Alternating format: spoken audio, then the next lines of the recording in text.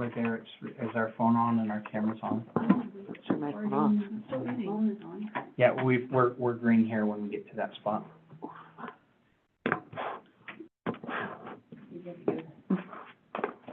All right, it is 6 o'clock.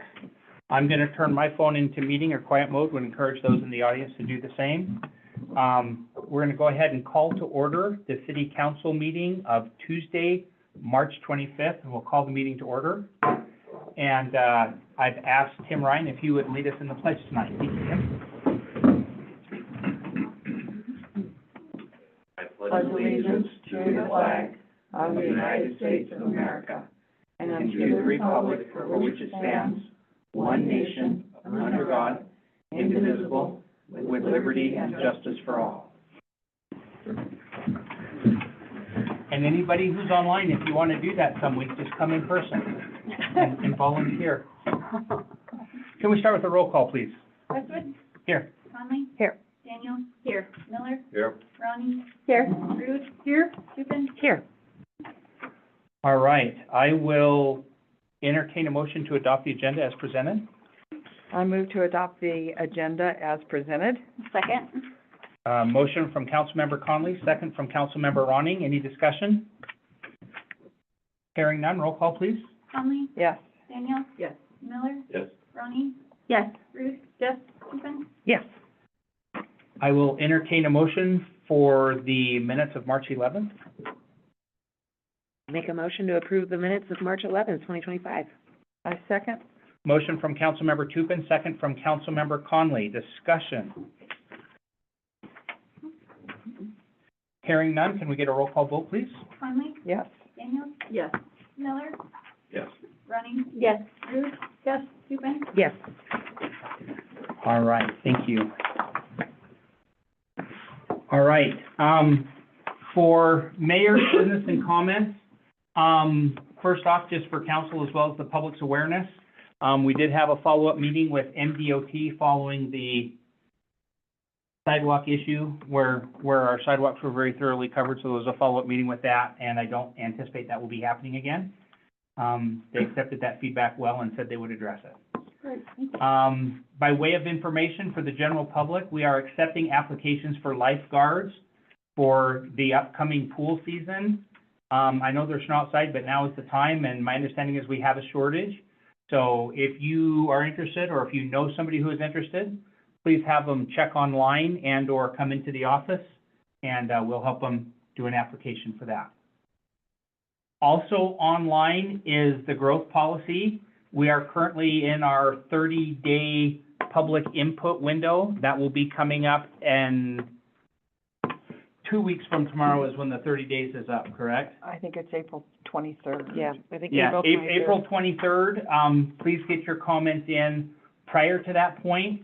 The growth policy is one of those guiding documents that helps define what our perfect vision of the town is. And from that, we move into zoning and capital improvements and several other things. So please feel free to go out and look at that, look what's there, look what's not there, and get your feedback in time for planning board to incorporate that into that process. Once that's done, we will have 2 public hearings where we adopt it, but the goal is to have any changes implemented before we get to that point. And on that note, just, there will be a public hearing at one of those planning board meetings, so, yeah. So there'll be a public hearing at planning board and then 2 at council Yep. to adopt it. If I lied and it's only 1, I apologize, but we'll know when we get there, but I think it's 2. Also online is the audit. So every year we do an annual audit. The entire audit is online, but based on kind of public questions in the past and the area that folks have focused on. There's also a finding section.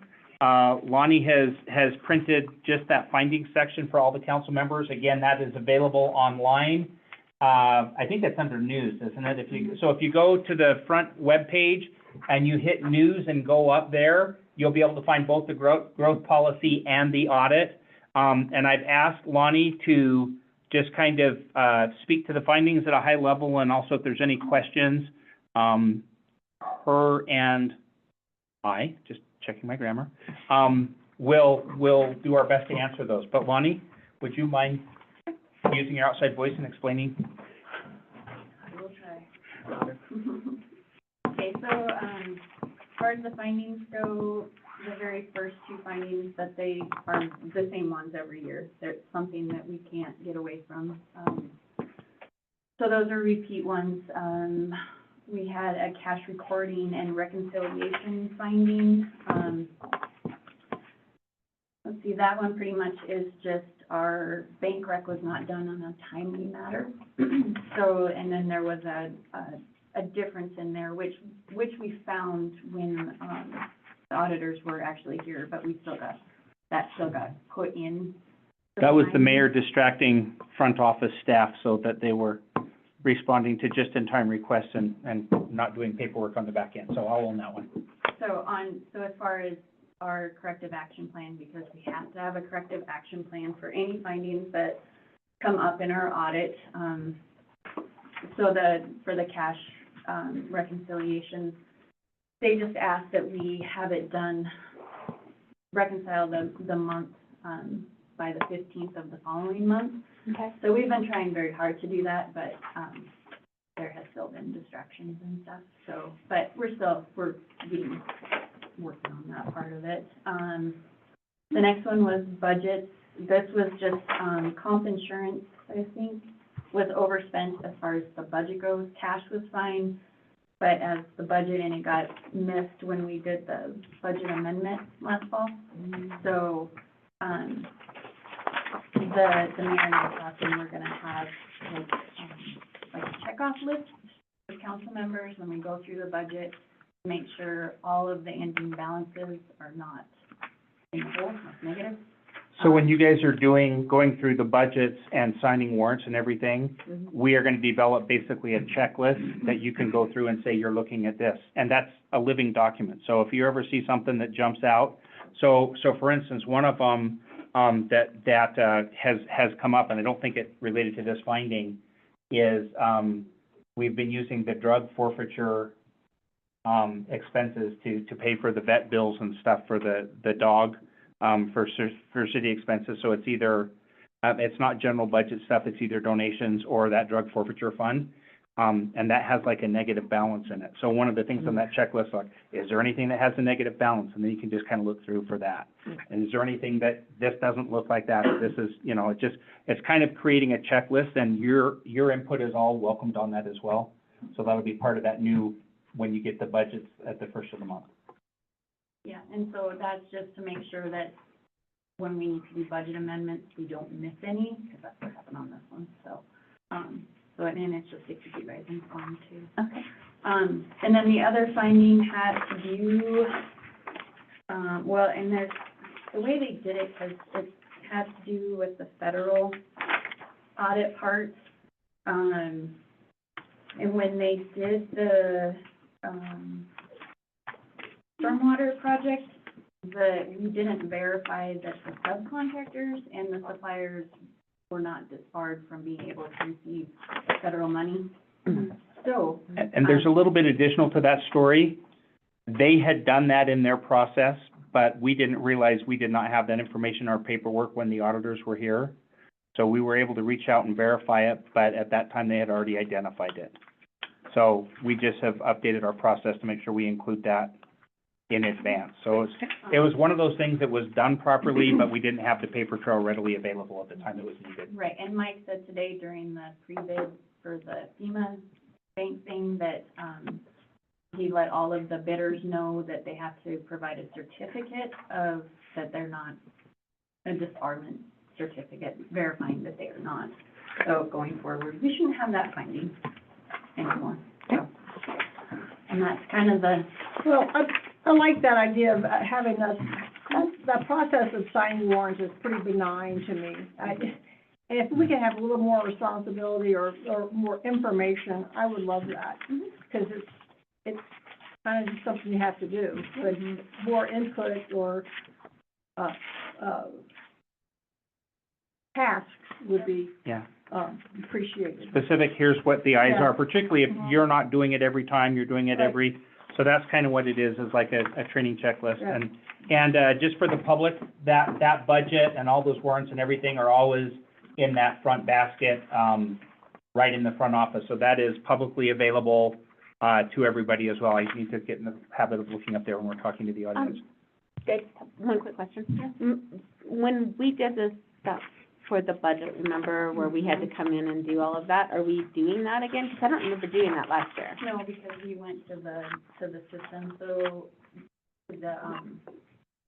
our software, Mm-hmm. we used that program last year, whereas when you guys did it, we were using the spreadsheets and it was more of a, Right, because we had Making sure- to verify every number that was in there, that it was right. So I really appreciate you going to this new system. Thank you. Because that was like, what, 3-4 hours with 3 of us in there doing that? So, yeah. Any other questions from the table on the audit findings?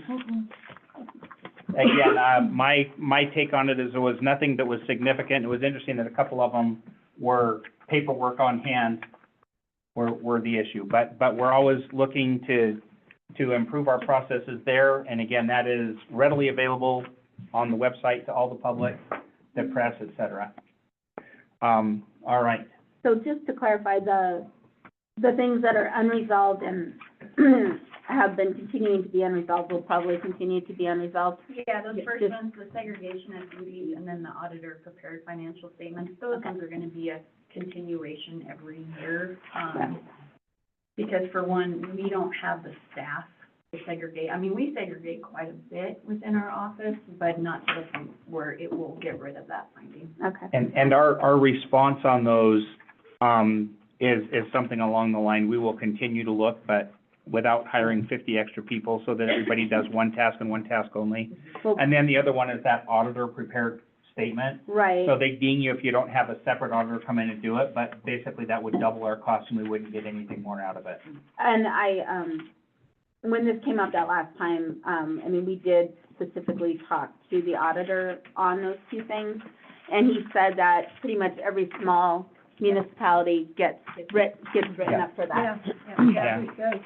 So there are things And they're that we not know really we're gonna get. concerned about it, but they're required to write us up for it. Yep. All right, any other questions? All right, hearing none. 16-inch water main project, we are still working to, get that done, this year. There was a glitch identified, that we've got, a road that is going across, and therefore utilities under the road that is going off over a private property, piece of private property, and there's not an easement or, so we're in the process of getting that straightened out, and hopefully that should. That we are, again, we've reached out to our auditors. It actually kind of ties into that conversation to say, what is the approach we're taking to it? We are happy to compensate, whatever the appraisal comes in and says it's worth, but we cannot pay more than that, legally. So that meeting was today. I anticipate we'll get that signed before we get together next time, but keep you posted on that.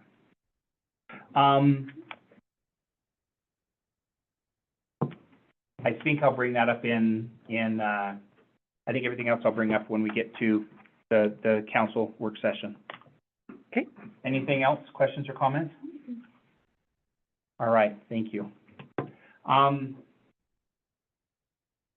With that, what we will do is we're gonna open up to public comment. So you'll notice we have a public comment at the beginning of the meeting, because I know some people may need to leave, whether they be online or in person. You'll also notice there's a public comment at the end of the meeting. In addition to that, we will pause for public comment on each and every action item that we have. So if you'd like to comment there, go ahead and comment at that point. But speak clearly, you'll have 3 minutes. If you'd state your name for the record, yeah. So with that, I'll go ahead and open up public comments. Any in the audience? Seeing none? Going online? Once? Twice? 3 times? Okay. We'll go ahead and close public comment. All right. That brings us to the action portion of the meeting. I will, the first one is actually board appointments. So in going through and looking at our spreadsheets, we realized we had a couple of boards that had expired in February or March. We've done our very, very best to identify all the ones that are there. What I would like to do, with council's blessing, is I'm gonna read off all of the boards and the fills, and we'll just do a single motion to do that. If somebody wants to pull one of those out of there, please feel free, but these are all just reappointments for people that are on the board. So for the Sustainability Board, and I'm gonna throw in some additional information just so that it's in the minutes and the records. This is a 2-year term. The expiration date of this will actually be the end of January 2027. And so we're gonna reappoint Corey Thompson, Mary Dell Gunn, and Deb Muth to the Sustainability Board.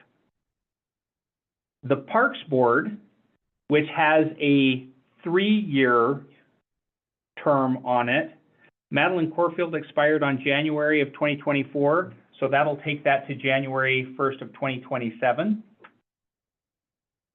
For the Resort Tax Board, this is a 2-year appointment.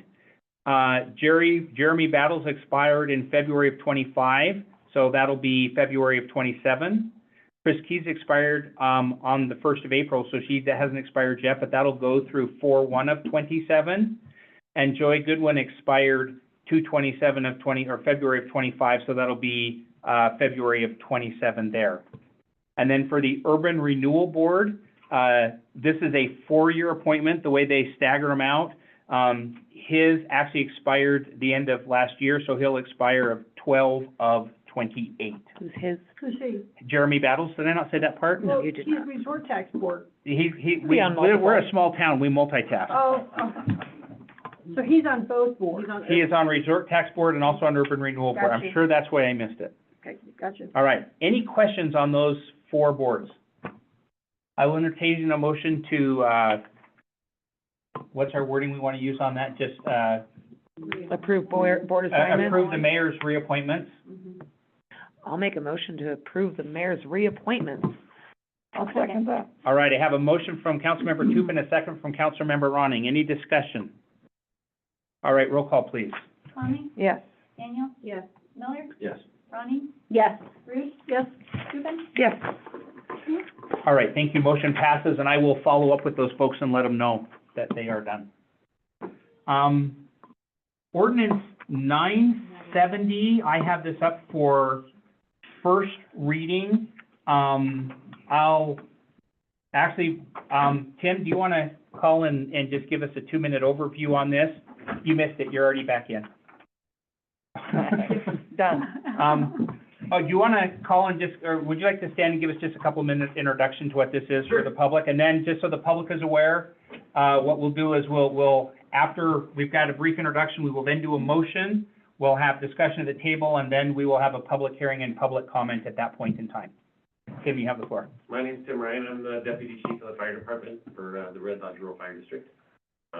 And we are bringing forth this ordinance for approval to adopt an updated fire code. We are currently operating under the 2014 fire code. For various reasons, the state was involved in lawsuits, and it took them this long to move forward with the next code adoption. So the state just adopted the 2021 code. This ordinance adopts the 21 code for the city, which we enforce at the fire department.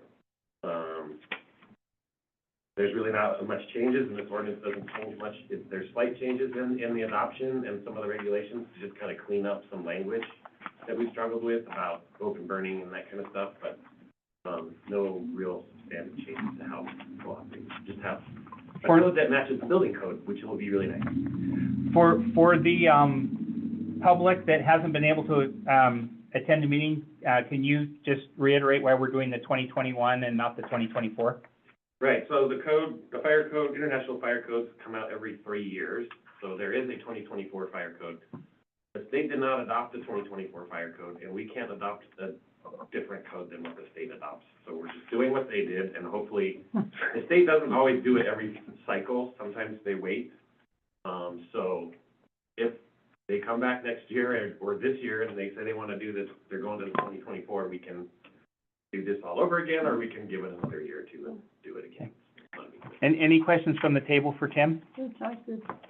Yeah, I just had a quick question. So was this basically based on our existing ordinance that adopted those? It was, and I also stole some language from, Big Sky Fire Department's adoption of it recently. Okay, because I do see that, you know, I mean, we have fireworks prohibited in the city limits, but this, if we ever, not to say that we're going to, but if we ever did allow any fireworks in the city limits, then they would we have to change this ordinance then at that time? We would.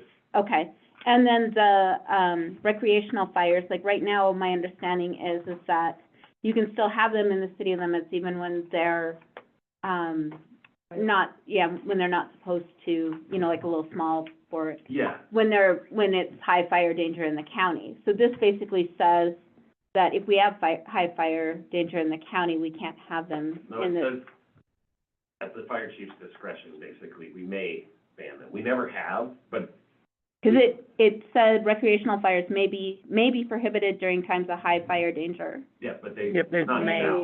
May, okay. Yeah. Perfect. Okay, I'm just trying to make sure I have it. Yeah, we wanted to have clarified. some sort of mechanism, if it got really, really Okay, bad, yeah. and dry, we wanted to have the ability to tell people the Okay. concerns, but we don't want to wholesale ban that. Right, okay. I just was trying to understand how this all works. Thank you. And just for the public's, awareness, a recreational fire is basically, I want to say less than 4 feet. It's basically the campfire in your backyard, those are permitted within the city. All other open burning previously has been allowed with a county permit.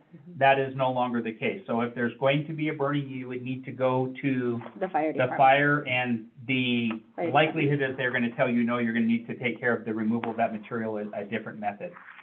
We had several ordinances that basically said you couldn't make smell or smoke or things that would disturb the neighbors, and I asked what kind of fire that was, and they said, you're right, so we're down to just small campfires. Yeah, Small so marshmallow fires. this stems from the apartments the houses that are going down here by Circle 17. Yeah.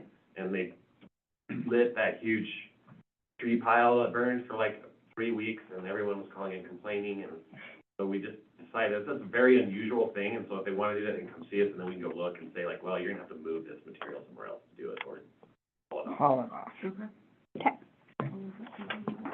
Any other questions for Tim from the table?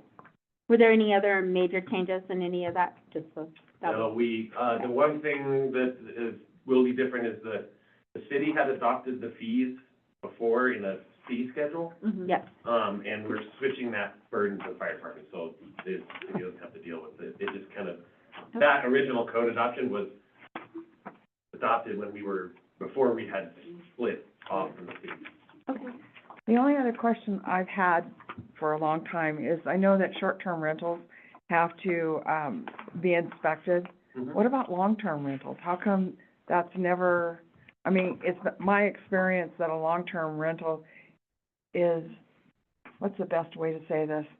That they're, Exempt? well, they're just a crappier house. I mean, honestly, okay, I was trying to find a better word. The long-term rentals, I mean, I've had a lot of people talk to me about those, and there's no fire inspection required. Why short-term rentals and not long-term? Because short-term rentals, the people that are staying there are considered transient in nature and less familiar with the surroundings, and so there's an increased safety concern for those folks. And it also, short-term rentals fall into a more of a commercial use than a residence does. Basically, a long-term rental is somebody's residence, and the fire code is not designed to apply to that, to residences. Well, you collect money on both, so they're both commercial. Well, Affect residents. but not the fire, she's saying there's money transacted, but. Oh, yeah. But a rental versus an ownership, we don't have a fire inspection because I bought a new house. A rental is just, I'm renting it. I'm giving my check to the landowner rather than to the bank. They do have protections under state law. Yeah. Long-term? Yes, But not fire inspections. but if there are issues, there is a state place that they can go to and complain. They may not have a place to live afterwards, but, you know. So, Yeah, exactly. Any other questions? All right, thank you, Tim. yes, thank you. Before we do, our public hearing, I'm just kind of struggling a little bit with the order. Let me get a motion, for the first reading on the ordinance. I approve ordinance number 970, an ordinance of the City of Red Lodge adopting by reference the 2021 edition of the International Fire Code, regulating and governing the safeguarding of life and property from fire and explosion hazards arising from storage, handling, and use of hazardous substances, materials, and devices, and from conditions hazardous to life or property and the occupancy of buildings and premises in the City of Red Lodge, providing the issuance of permits and collection of fees thereof, repealing ordinance number 915 of the City of Red Lodge, and all other ordinances or parts of the ordinances in conflict therewith. Can you say I so move, because you said I approve, so I. Do it Have again. you do it again? No. If you just change that to a motion, we'll take it. I would move that, yes, that would be All my right. motion, On first reading. right, on the first reading. All right, so I have a motion from Councilmember Conley No, second. and a second from Councilmember Daniels. Any discussion at the table before the public comment? All right, hearing none, we will go to public comment specific to ordinance number 970 as read. Go ahead and open that up. We'll go to the room first. Online, if you'd like to speak online, if you can turn on your camera or at least unmute your button, we'll see you coming. We'll go from there. Going once, twice, 3 times to make it official. We'll go ahead and close that. Back to the table. Any further discussion? All right, hearing none. Can I get a roll call vote, please? Conley, Yes. Daniel, Yes. Miller, Yes. Ronnie, Yes. Ruth, yes, Rubin, Yes. Motion passes. I will entertain a motion for resolution 3686. Just for formality, before we do that, that will be up again for a second reading in 2 weeks. I move to approve resolution number 3686, a resolution of the City Council of Red Lodge, Montana, to declare certain municipal property as surplus property. I have a motion from Councilmember Ronning, a second from Councilmember Daniels. Lonnie, would you give us just a brief overview? Do you mind? Lonnie did it? Oh, I'm sorry. Like, wait, this is public Joe, works. okay, why don't you go ahead and do it, Lonnie? Sorry. I mean, Jody? Councilmember Ronning. Wow. Who wants to do it? Well, we discussed this Okay. last time, it's just, they have a asphalt patcher that really does not do the job that they want it to do. So they are going to get rid of that. They have a better way of doing it, manually. So, the patcher apparently takes 20 minutes per pothole, and they can do it a lot quicker without it. Yeah. And then the other thing is that 2024 Chevy pickup box from the pickup that was purchased last year that they converted to, they took the box off and converted it to a flatbed, right? So, that's it. Any questions at the table? Is there any idea of value? They did, the site that we have to go to is, I think this was, I was gonna go to Lonnie. We have a website that's for government surplus that we go to, Public surplus. public surplus. And is it a bidding process or Mhm. it's a bidding process? Yeah. Right. They can put a maximum on there, or a minimum, and then, but what they, I'm not sure. But I know. They Yeah, we'll make determine- sure- Yeah, we'll make sure that Put a brand new pickup box, is, you know, there's something. or something, yeah. All right, and as this is an action item, I'm gonna go ahead and open up for public discussion. Anybody in the room? Just checking the boxes. Anybody online? Going once, twice, 3 times, thank you. We'll close the, public hearing on resolution 3686. Any further discussion at the table? Can I get a roll call, please? Conley, Yes. Daniel, Yes. Miller, Yes. Ronnie, Yes. Ruth, yes, Rubin. Yes. All right, thank you. That concludes, the action portion of our agenda. What we'll now have is the working session portion of our meeting, which is where council discusses things that are upcoming. So this is the stuff we're gonna actually have up for action in 2 weeks. So with that, we will start with public health and safety, and for that, I will go to Committee Chair Conley. Yes. We got an update from the police chief that the grant that we applied for an additional officer has been put on hold due to all the government dealings going on. It's still there, it's just, we don't know what's gonna happen with it at what time. We also have a draft of, an ordinance concerning the police commission. We found that we were not in step with the state code for the police commission, so, there will be an ordinance coming forth for everybody to look at in 2 weeks, concerning the police commission.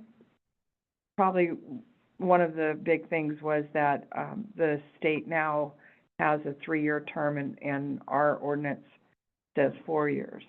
So that's a big difference. Also, we added to our trash ordinance, dumpsters. So there'll be another ordinance coming in. It's an amendment of 941. And basically, it adds dumpsters to our solid waste ordinance, concerning both construction dumpsters and dumpsters that have attractants in them. So we did a slight change to it this morning, but we'll have the draft out to the city council for the next reading.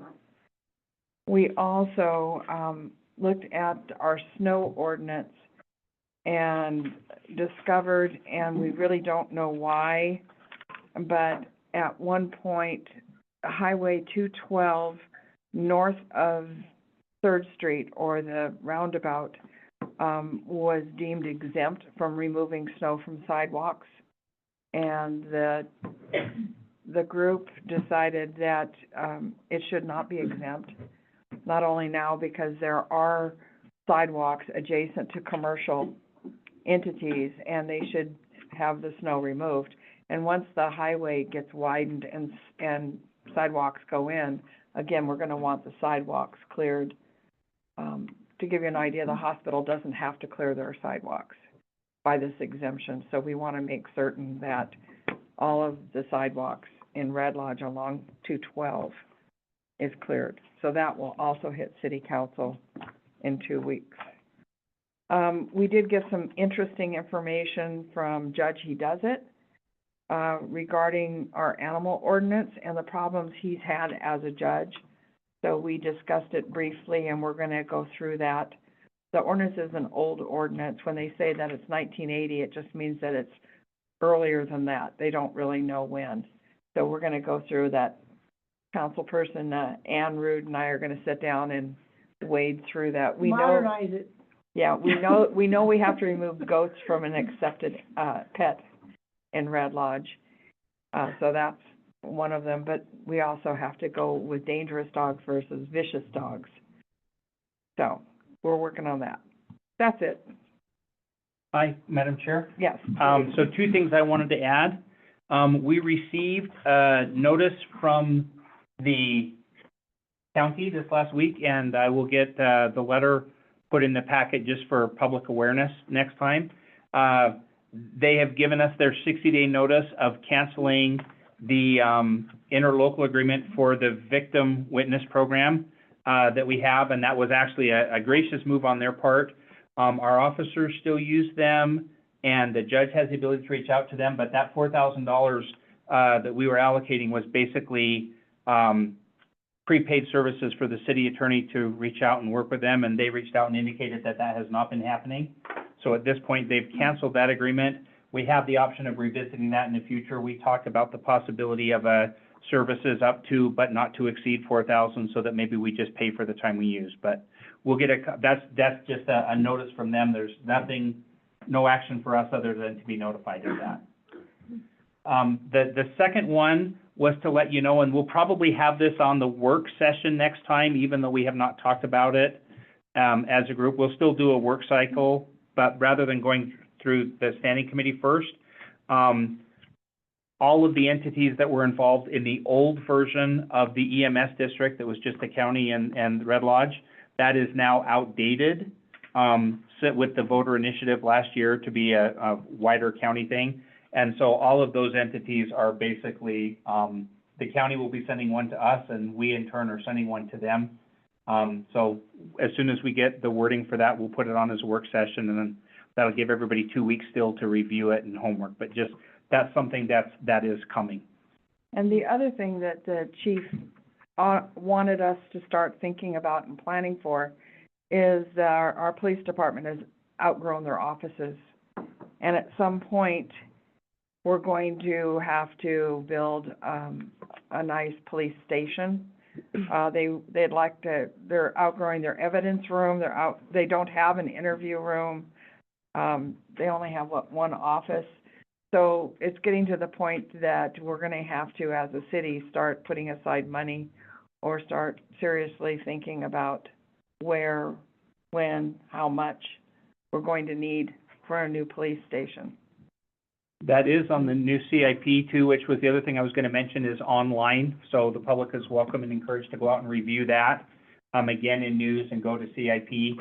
And that is still gonna go through the, contractor one more time before that comes up for public hearing, but we're still welcoming input on that. That's really done. Yeah, that's Really done, all right. Admin and finance, let's go to, committee chair Ronan, please. Well, let's just, the main thing, that we really need to start discussing is Resolution 3688, adopting the 2024 Eastern Montana Region Hazard Mitigation Plan. And Serena Allen is here, if you'd like to get up, and thank you so much for coming tonight. All right, good evening. I'm Serena Allen. I work for the county as emergency manager, which a lot of people see as Carbon County Disaster and Emergency Services. This hazard mitigation plan, just to kind of give a little history where we're sitting, because this has been a long time coming, but historically the county has been keeping what we call a county hazard mitigation plan. It covers multi-jurisdictional, so that's all the municipalities, all the communities within the county. And you guys have adopted the county plan in the past. About 2 years ago, the state decided to kind of start helping us a little bit with it. You're supposed to revisit it every year, but then update it fully every 5. Most counties just don't have that capacity. So we opted in as a county, and I know I'd come and talk to the council way back then, but instead of doing a county, we do a regional. And for disaster and emergency services, we are part of the Eastern District. And so we now have this Eastern District hazard mitigation plan that the county has adopted last week, and that is up for adoption with you guys. When we started this plan a couple years ago, Courtney Long and Lonnie have been part of the workshops that we went through, and it addresses all the different risks, threats, vulnerabilities that are posed to the community, so for the city of Red Lodge, fires, floods, landslides, things like that. And it identifies how, the magnitude and the severity of those different risks. And so by adopting this plan, not only in this passed down Sunday right now with the federal pause, but it allows the city of Red Lodge to be eligible for FEMA funding, which we don't know where that's going right now. But what I'd like to really address with it is that it gives you guys kind of a base to go off of if you want to do any kind of mitigation. It helps you identify any plans that you can do here to make your guys' county or your city more resilient to those risks. And so by adopting that, it just kind of gives you guys a better baseline, if that makes sense. So I came and talked to the committee this morning. I don't know if you guys were able to review it in a couple hours, but what questions do you have? Because it's kind of a really in-depth plan. There's the state-based plan, and then we have the annex that Carbon County has been, has developed. Kind of lots of information. But what I have for you guys is, you were a part of the last plan, which was 2020. And that's when I first came into this position, and I helped adopt it then, but it's a whole different ballgame now. Bad timing. The short version is it keeps us eligible. The current one expires end of April, I want to say. Yes, but again, with the federal pause, we really don't know what any of that means right now. That's why I want to really focus on you guys understanding what it can do for you outside of funding, because we don't know what funding is going to be Right. available in the future. Mhm. But it really does, if you have the time to look for the through the plan, or even do the search for a word through the PDF, it gives you guys a good, just overview of what could potentially happen in Red Lodge, and what you can do to help prevent it or mitigate the impact that that Yeah. will have to your community. And this is a long document. How many pages did we decide on? The base time was 400 something, right? And then the Yeah. annex suite, that was 176. Something like that, and I did forward that, send that all to you guys, is that? Oh, that's- So- Yeah, yeah. I didn't have a lot of time to read a small novel this It's a lot of afternoon. information. It gives updated demographics. It tells you, you know, obviously the population of the different municipalities, the county in total, how many structures are in Red Lodge, the different infrastructure you have for public works, things like that. I'm excited to look through it. Does it also give like a lot of vulnerabilities that we should be addressing moving Yeah, so forward? it gives you what vulnerabilities were identified. Okay. And then, yeah, what you can do to help prevent or, mitigate the impacts that it could have if something were to happen. It does not take into account the new flood map, because that'll be next year before we get that So done. flooding is obviously a super hot topic, because we know that the rivers, all three major drainages were heavily impacted in '22. Floodplain sites have been occurring. They're not all complete, but the new floodplain maps are supposed to be hopefully out for review next year. I hate to give dates, because, you know, again, we never know, but that is the plan. As long as they don't schedule them for the second week of June, we should be okay. Did you notice that that June 13th is a Friday this year? Oh,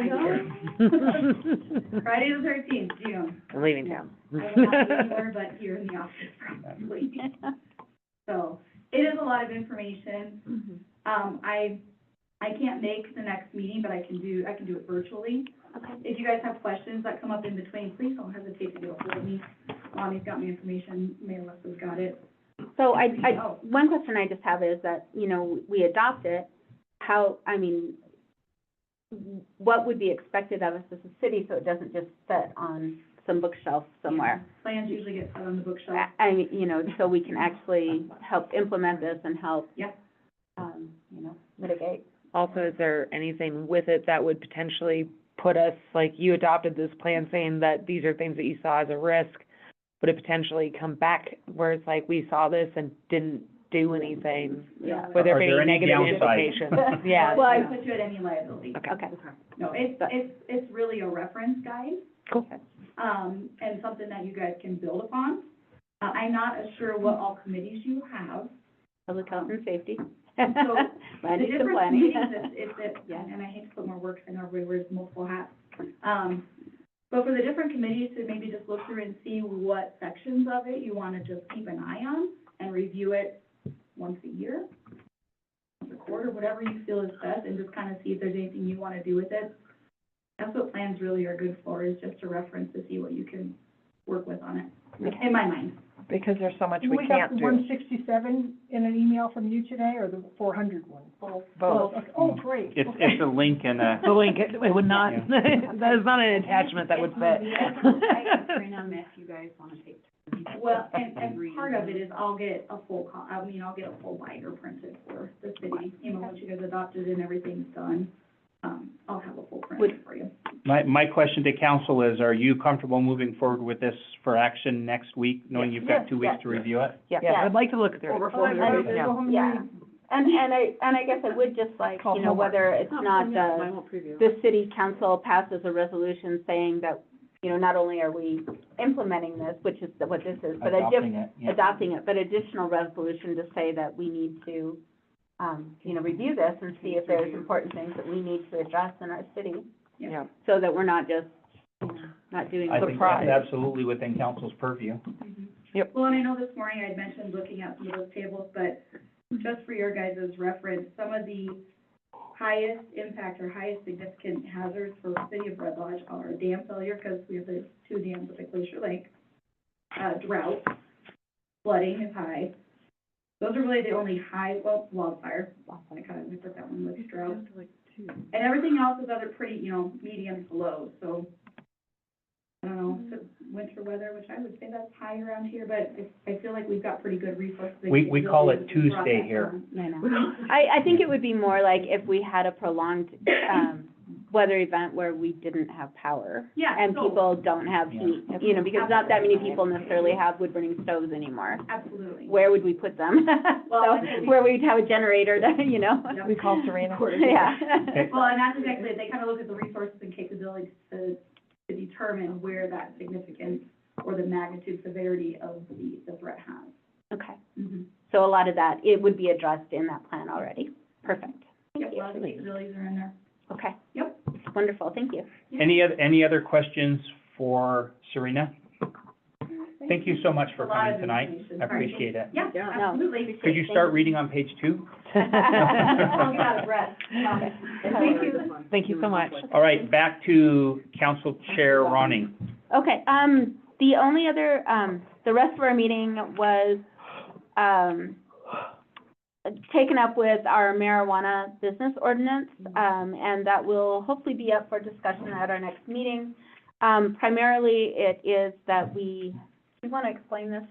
That Do you want, Dennison, do you want me to, or? yes, Yeah. or Dave, that Dennison is writing us an ordinance because we don't have an ordinance that adopts, how did he put that, adopts it the way it's supposed So to. what happened is when the voters approved it, MCA states that the city then needs to pass an ordinance that addresses all of the different types of marijuana businesses that are there, which we don't have.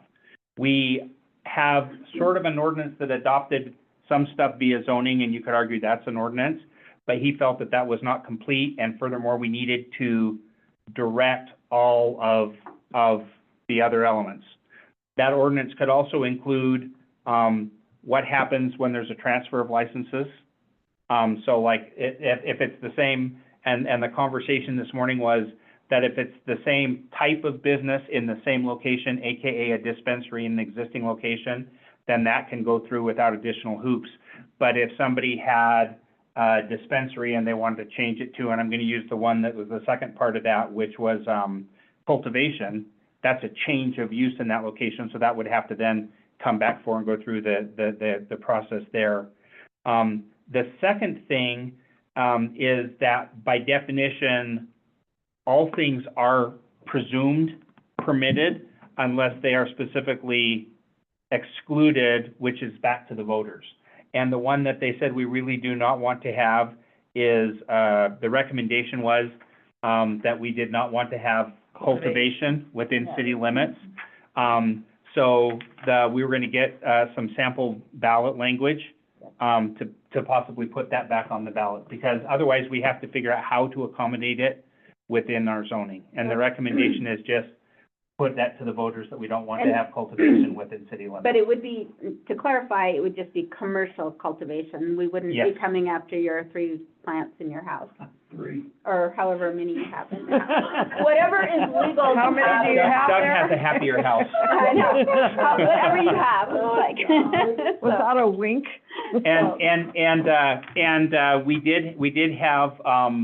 We did have one of the business owners in town this morning and was very actively involved in that conversation and positive feedback. And as the attorney talked about, his recommendations, it seemed to be in spirit and in line with what those thoughts were.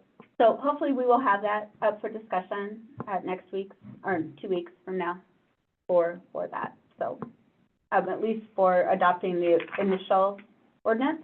Mhm. And then, I don't know if we'll have the actual ballot language or not.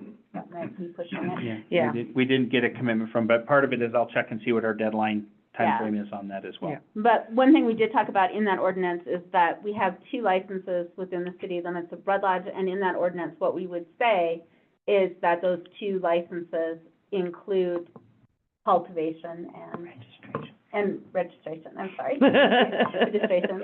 So, And again, part of that is. so there a wouldn't little- be a yeah. third business coming up and say, I'm going to start cultivating in Red Lodge, because we've already used up our 2 registrations. So there's 2 businesses that are allowed, and Yep. and so right now, we are kind of tentatively protected against a commercial cultivation. Yes. By virtue of the fact that the two businesses are already spoken for and in use. So that buys us a little bit of a safety net there. But he thought it would be wise to get that. And the other one, the manufacturing, we were informed that those probably would never happen in Red Lodge, just because of the nature of that and the regulations that happen with those. Apparently things go boom. But if they're allowed, they're gonna have to be zoned. Yeah, we have It would to be address it. it would be an industrial type zoning for that, so if we Council, have an industrial zoning. Councilmember Rude, you had a Have to look question? at Well, I just have logistics. How many years ago did this pass? Like 4 years ago, Chris? Two. Only two? 2022, from statewide. It'd be 3 years. Mhm. How did we, not get an ordinance passed until now? And was this brought up to our attention that we need to do this? I'm just interested in how these things roll. I can share that, so at the time, I think there was a targeted intent of facilitating the businesses to get them set up. At this point in time, we've been approached by one or more of the businesses to say, if we sell or if we transfer, what's involved. And in going through that process is when we identified there's some holes that we didn't address. Sure. The ordinance should have said that. It's very clear in the rearview mirror. It was not clear in the windshield. All right, good, that's good information, thank you. Yes, and, that was, anything else from? No, that was you? primarily what we discussed. Okay. Mayor, anything I missed? No, I don't think so. There was some other impacts that were happening at the state level, that deadlines that'll happen like July 1st, that will put some things in line, but I don't think the feeling was that it has any practical implications. I think there may be a certain advantage to those businesses to wait to transfer after that, so I think that there was not we're working to get this done, but they don't need it done yesterday. Yeah. Right now, we're buying them a window that's probably advantageous for them. The big thing is we're gonna put together an ordinance to be compliant with state law. And then from there, work on an ordinance to clean up process. Any And let the voters decide. Yep, if and they then want- that's step 3 is let voters decide if they which want of those cultivation businesses, and yep, in the city limits. because it kind of came with a And I package think deal. the one that was the concern that would probably be the most concern to voters was the cultivation, Yeah. just because of the odor. And it turns out odor is not a reason you can zone, because we live in a cow state. And so they say smells are smells. That conversation has already been had, so you can't basically say, I don't like the smell of that, because everybody has a neighbor with something they don't like the smell of. It's just not Dave a doesn't cow like the state, smell I of mean, like, isn't every state have some unique smell, like Georgia has peanut smelling, and I mean. And smells aren't against the law that way. Yeah. Peanut smelling. All right, we're done with that. All right, Again, difference between Thank you. nuisance and annoyance. all right. Land use and planning, for this will go to Committee Chair Tupin. Yes, so just to kind of follow into that conversation, or to feed off of that one, we will also have a resolution coming from Land Use and Planning up for discussion at the next meeting that will be specifically directing the planning board to review that zoning when they go into that. So that is something that we have drafted and will be up for discussion. And all that really says, it also details the specific businesses, as well as just reviewing that zoning code. So that will be coming up. That does not mean that planning board will be working on it next week. It means that they will be working on it as they start the zoning review. So, and that will likely be summertime, late summer. Now, resolution for reaffirming process for permanent structures on city-owned land. I'm assuming what we mean by this is the fact that we're gonna be reviewing the process for when there are permanent structures in city-owned land. We need to figure out what that process actually looks like to be sure that the right people, or that parties are being held responsible, the proper process is being held, that people are following the instructions and the protocols that are put in place. So essentially creating a little bit more thorough, application process and then follow-through process for when there's permanent structures on city-owned land. Did I miss anything? You're No. looking at me. That aren't owned by the city. That are not owned by the city. Well, no, Or or if that they're are owned by the city, Because yeah. ultimately, if they're on city-owned land, they are owned by the city. Yeah. And Sooner or so- later, the city will. So have it's Yeah. what does that process look like, so we don't have, And who's responsible for what? and there are several, kind of projects in the line that come up, but one of them that was most specifically that kind of came up, and, I got a feel from half the council this morning, but, no, it was Tuesday, yeah. Oh, wait, it was yesterday. Monday. It was yesterday, sorry. There is a discussion, the community, I guess is probably the appropriate way to phrase that, has received a rather large grant for improving, our tourist, stretching out our tourist season. And so they're looking at how to, have more in-town activities, for the winter season. And one of the things that specifically was targeted and identified on there was, a project that has been long talked about down at Lions Park, where they basically level the field out, because it turns out level for flying kites is not the same as level for pouring water onto a flat surface and making ice. So we have ice that's 2 inches on one end and 2 feet on the other end.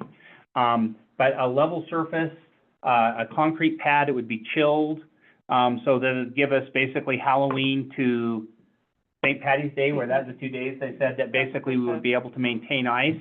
And as all these conversations were going on, the little bells went off in my head, and I said, ding, ding, ding, before we start filling out budgets and spending money on a PER and an engineering plan that they can use to put that financing together, we really need to reach out and get a pulse from city council and see if this is an approved use, if this is something that council says, yes, we're inclined, to like that and something we want to do. So we had, Tom Coons was here last night. We have Andy Simpson tonight. So if you guys want to have some conversations about understanding what that is, we have him available for questions. But for those of you who were at the meeting yesterday, anything you want to add to that, or?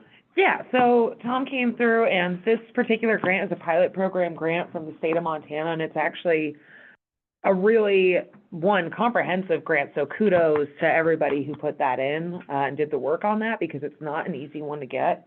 But it is intended for longevity of tourism communities and sustainability of that tourism. So keeping revenue coming into town, whether or not, again, the pass is open or the mountain's open or what have you, providing more opportunities and, again, sustainable and manageable activities, which I think is just really exciting.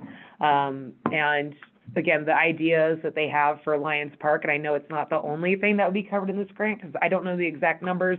I'll defer to Andy on this, but specifically, it's a substantial grant that we'll be able to do a lot with. And I think that it's a cool opportunity for us as city council members to get behind it and also just see it take shape in the community. I think it's gonna be really cool, so. And they talked about the different purposes that can be used for in the summer. There are some places that have them as splash pads, some places that have them as pickleball courts or basketball courts. So there's other possibilities of, if it's raining when the farmer's market is out there. At this point in time, it is not planned to be a covered facility. So like in phase one, they would put in a shed that would basically house the equipment to help chill that and keep it cool, and then, and do some leveling.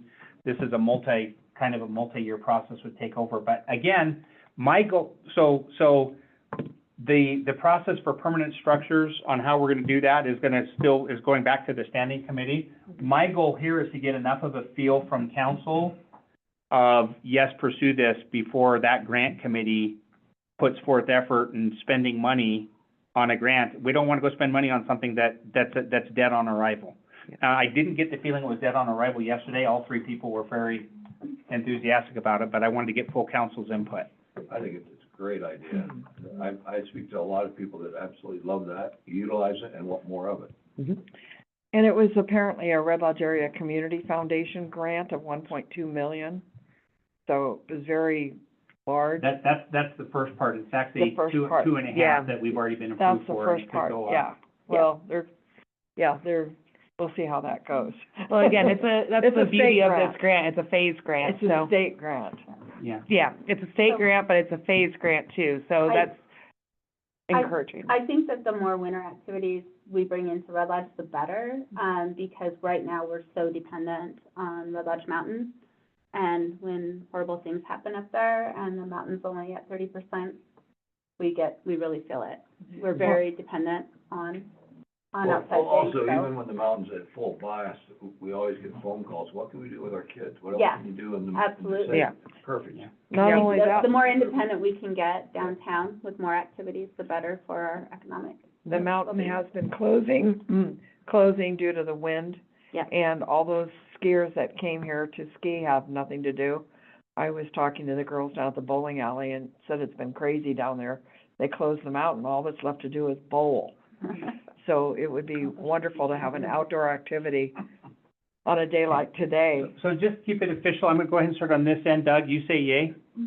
Yes, for sure. Of course. Absolutely. Yes. Yep.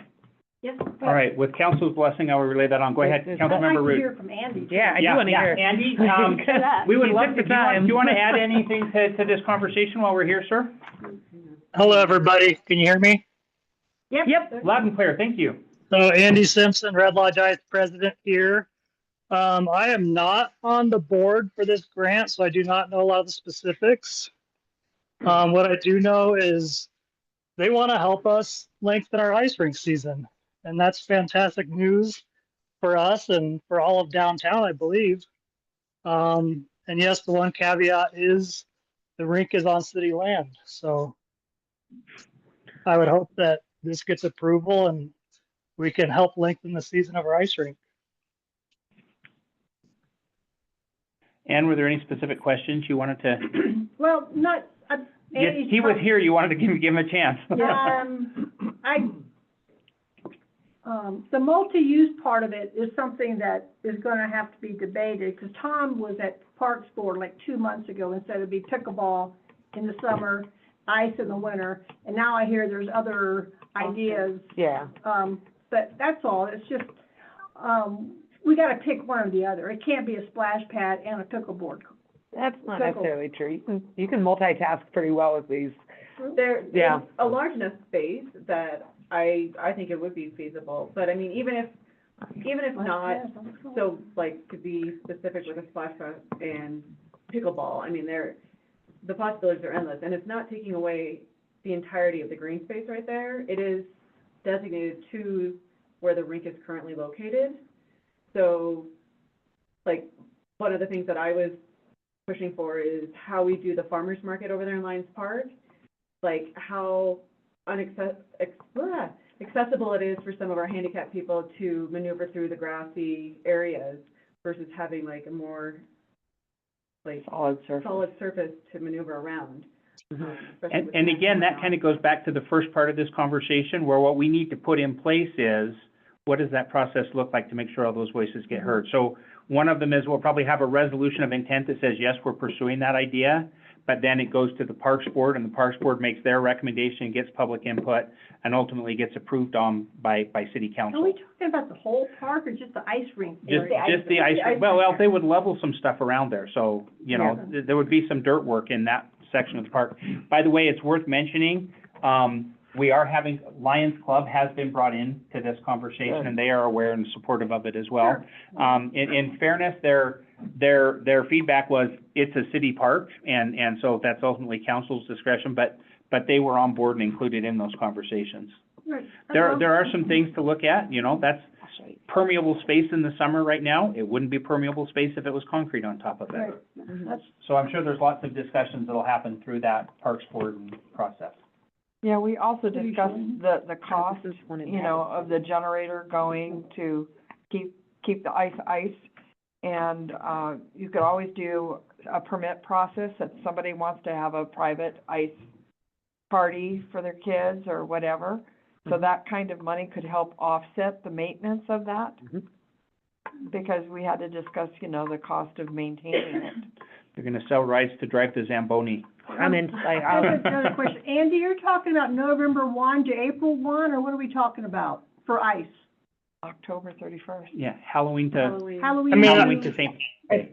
Yeah, I think ideally you take advantage of when the sun is at its highest. So yeah, Halloween to mid-March, where right now we're lucky if we get ice around Christmas.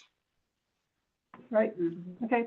Yeah, I think they said 50 degrees. 50 degrees, I think, is what Tom was saying yesterday. Right now, they're comfortable with it up to 30 degrees, but this new pad would allow it to be Up to 50. up to 50. Could have ice skated today. Right. Good, All right. let's move forward, that sounds like a good. All right, I will relay that feedback, along to the committee that council is inclined to say it's not dead on arrival, just put together a good plan. It's not just on the, right. And that's it for land use and planning. Any other questions for land use and planning from the table? All right. Public Works, and for this, we'll go to Committee Chair Ronning. Well, you pretty much covered everything that we talked about in Public Works, all of his updates and stuff like that. The only, the big thing is, that's okay, no, I'm happy to let you talk. But the CIP, hopefully, we will have an actual copy, a draft copy of that soon. We do have one online right now, No, but it'll change. he's still making Yeah. changes to it, but I mean, an actual draft copy where we'll be able to start The going. public The public. will be able- countdown. Yes, exactly. And then we had a great update from, Mike, Mr. Mabel, our Public Works Director. And Dave, went through most of that. Did you have anything else you wanted to add? The one thing that I will advise, council to, having to do with budget, back when they first started the stormwater project, initially, we had an engineering firm that developed a cross-section of the street of what it looks like, and in their specifications, it actually narrowed the streets by probably 5 or 6 feet, so we'd be losing 2 or 3 feet per side for parking, and between parking and snow, that was a concern. So Mike has put together, a plan, to add that back in, but it does raise the cost of materials. I think he said about $85,000. This is on a $3.5 million project, so it's somewhat minimal. But it is something we will have to figure out and build into the budget, to address. And then he also gave some updates on the sidewalks we're looking at. Again, those sidewalks will not be included in the EDA money, but I believe, and we're validating that the 1% that we passed, allows us to use that for sidewalks in conjunction with stormwater. So, where they're putting in the new roads, that pays for just the roads and curbs, but we're looking to do the sidewalks at the same time. So that will show up when we talk about budgets, and there may be some larger chunks, so we have to accommodate an additional $80,000 or so to keep our roads as wide as they currently are. Can I mention about the? Please? Okay. I I'm have no just idea. dying to Please. say it. I'm just dying to say it. In order to keep the streets wider, the way that the stormwater drains were placed, it's gonna have to put bump outs around them. So there will be some mini bump outs, they are small bump outs basically to keep that storm drain in. So it may give us a We'll have chance bump to. outs. Are we getting colors on those? I know, right? Absolutely. Should. All right, any other questions for Public Works? All right, hearing none. Any correspondence that we want to share, other than I said, we'll get that letter from the county in there next time? Nobody wrote me.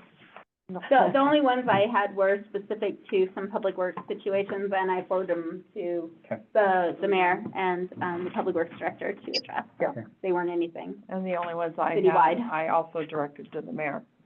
Okay, yeah, we've had several of those follow-ups this week, and some are resolved and some are still ongoing, I figured. so, all right. At this point, that brings us to, before we close out the meeting, one last chance for public comment. Again, this is on anything in the public's, purview. And, so if you'll come up and introduce yourself, if you'd address your comments to me, it helps keep things civil and nice, and everybody else will just eavesdrop.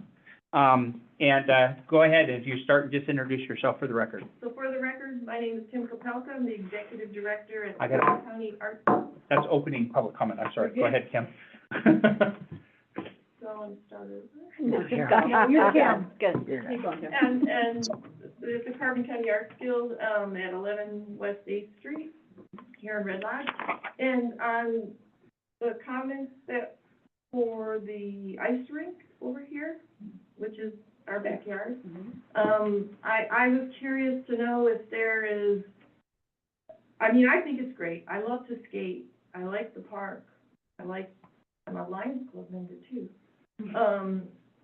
I'm just curious to know the cement pad portion, because we do the Labor Day Art Fair, and we have all the tents and then the fun run too. We all go beyond that little slope. We can put tents on the pad? Yeah. Yeah. Okay. It'll just be better if it rains. All our money that we make from that's a fundraiser for us to sell the booth space. And then the vendors, they all sell art, and, you know, it brings money to the town. So I was like, oh. My thought is, or I wonder, so the grant that was received from the Red Lodge Area Community Foundation for this project, or for this and other projects, the phases, do you have an idea of the phases? Like, is it gonna start this summer? Oh, I've already started selling. No, it will not. So the way the money is phased is a little bit, and then more the second year, and then some future allocations are gonna come. So at this juncture, this year is mostly planning. So my understanding is no plans for construction this year. It's basically building the engineering plans and getting things in place to do that. Now, to your point, that would be something we probably want to coordinate, because if that construction be organized so that it isn't happening during that weekend, knowing that there's a reoccurring event? Yeah. So, That would be September, September's always Labor Day Art Fair, Yeah. fun run, Yeah. same weekend. with Labor Day Fun Run and Farmers Market.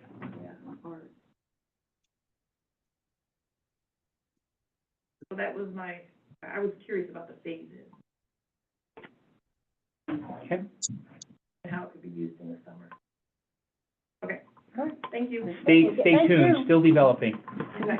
Our teams make sure that's- unreal, they are so bad. Pardon? Is that Judy? Are you live on purpose? All right, will you go ahead and mute her? Thank you. All right, thank you. Anybody else in the council chambers?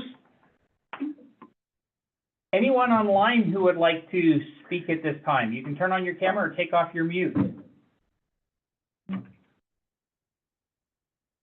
Going once. Twice. All right, 3 times, we'll go ahead and close, public comment. Thank you all for attending, and, with that, I'll entertain a motion for item 12. Meeting is adjourned. My dog, where my dog is. So.